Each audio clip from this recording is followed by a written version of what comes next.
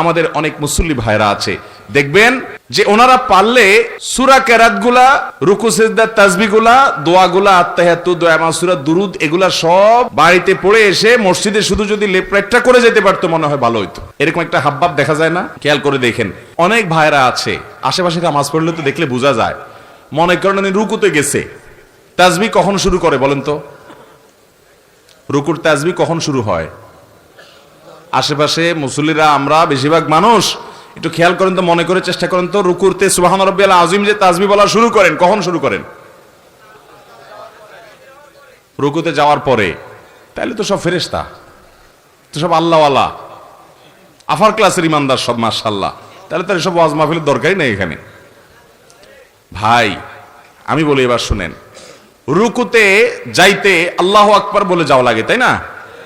আল্লাহু আকবার বলে যে রুকুতে যান, খেয়াল করে দেখেন আজকের পর থেকে যে তাসবিহ সুবহান রাব্বিয়াল আযীম শুরুটা কোত্থেকে করেন দেখেন, খেয়াল করে ডানে বামে এবং নিজেরও মুখ দিয়ে কখন বাইর হয়।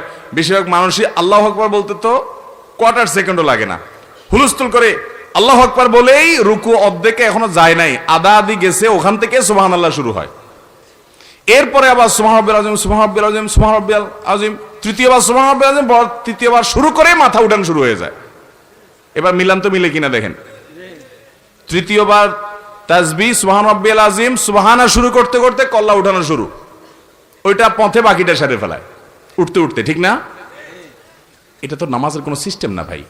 99% মানুষ দেখবেন এভাবে নামাজ পড়ে।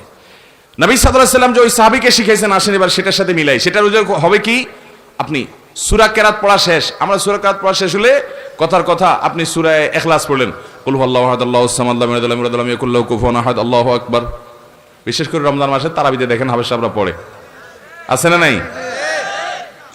শুধু হাফেজ সাহেবদের দোষ দিয়ে লাভ নাই, গাড়ি হাফেজ সাহেবরাও একই দেখা যায়। উনি হয়তো 30 পারার হাফেজ, আপনি ইখলাসের হাফেজ, সূরা ইখলাসের কুল হুয়াল্লাহর হাফেজ।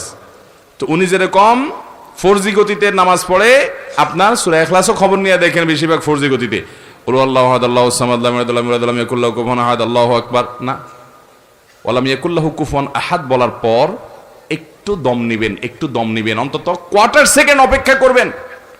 এরপরে আমি এখন দাঁড়িয়ে এতক্ষণ আল্লাহর প্রশংসা করেছি, এখন আমি নতজানু হয়ে আল্লাহর প্রশংসা করব, আল্লাহু আকবার বলে তারপর রুকুতে যাব। আস্তে আস্তে রুকুতে চলে গেছেন, হাঁটু ধরে ফেলেছেন, পিঠ থেকে একেবারে মাথা পর্যন্ত সমান হয়ে গেছে, পজিশনে চলে গেছেন।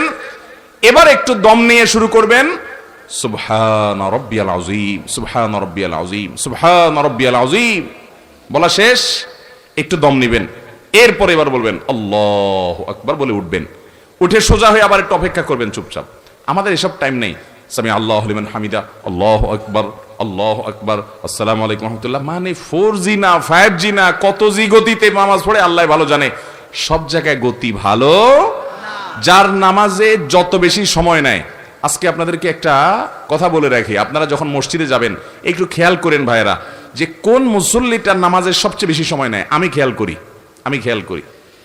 আমি প্রায় সময় বলি, আমার 2-1 বন্ধু বান্ধব আছেন জেনারেল শিক্ষিত, আলেম ওলামা না, ওনাদের নামাজ দেখলে, এরকম কয়েকজন আছে তাদের সালাত দেখলে ভাই আমি তাকায় থাকি। আলহামদুলিল্লাহ আমি নিজে আমার সালাত কিতাবপত্রে পড়েছি, মানুষকে পড়াইছি, শিখাইছি, বলছি, কিন্তু দেখছি যে নামাজ কত সুন্দর করা যায়। 4 রাকাত নামাজ পড়তে 15 মিনিট সময়, 20 মিনিট সময় নেয়, এরকম মানুষও আমি দেখেছি।